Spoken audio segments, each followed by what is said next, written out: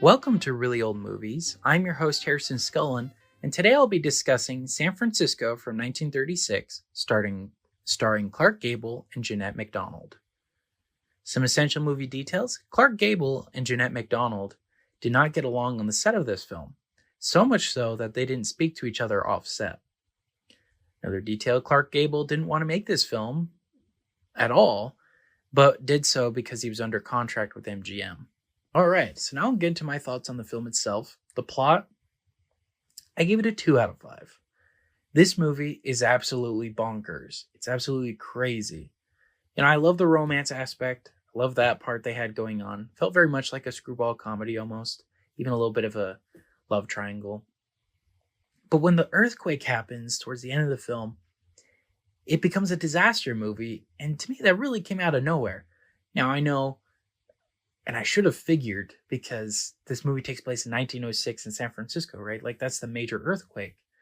But nothing really led me to believe that this was a disaster movie. I was totally caught off guard. It was really, really strange and really out of left field. I know in real life, earthquakes, they come out of nowhere, sure, but this to me didn't feel like a disaster movie. It did not lead me to believe that at all. It just felt so out of left field, so out of nowhere. I was taken aback. Yeah, I love how the characters, they all come together at the end and how they're singing and all of that and helping each other.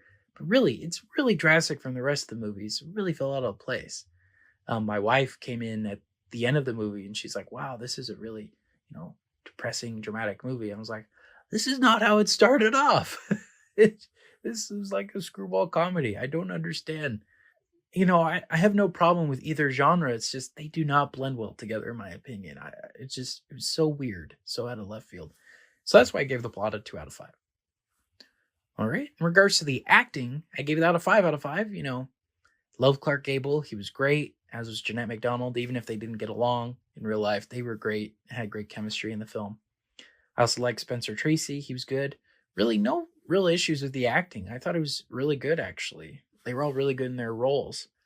They added a little bit of, screwball comedy, and then Spencer Tracy kind of a little bit of drama and conflict. But it was a good balance, right? I liked that. All right, in regards to the directing, I gave that a 3 out of 5. As I mentioned with the plot, it just felt all over the place and totally different. Now, from my understanding, there were 2 directors on this film, W.S. Van Dyke and D.W. Griffith.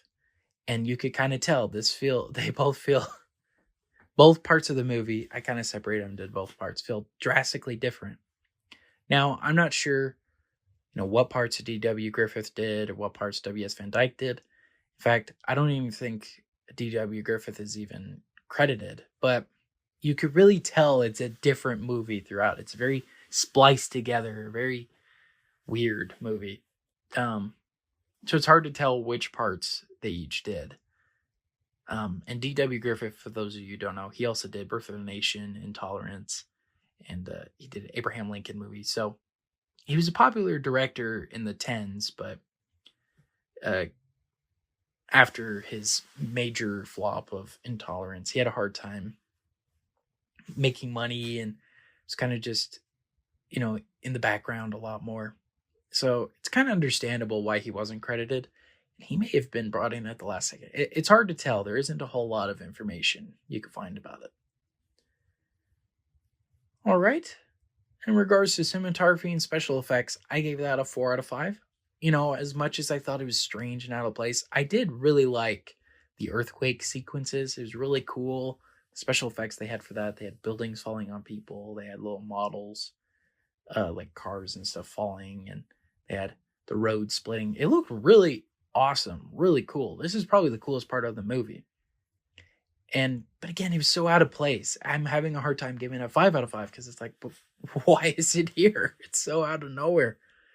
And the camera work was great too, especially at the end of the film with the earthquakes and all that. It was really good, but so out of nowhere. And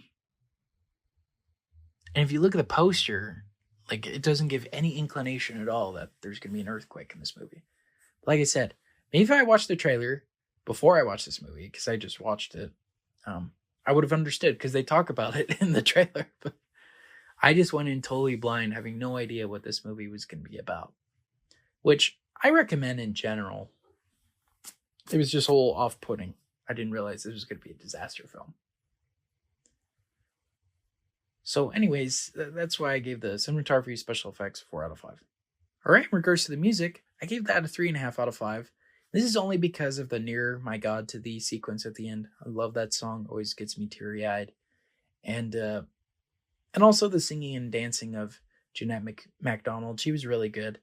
But other than that, there really isn't much music in the movie. All right, so tallying that all up, that brings my Letterboxd score to a 3.5 out of 5. So would I recommend this movie? It's kind of a hesitant yes. It's not a absolutely. It's more of a yeah if you want to kind of recommendation.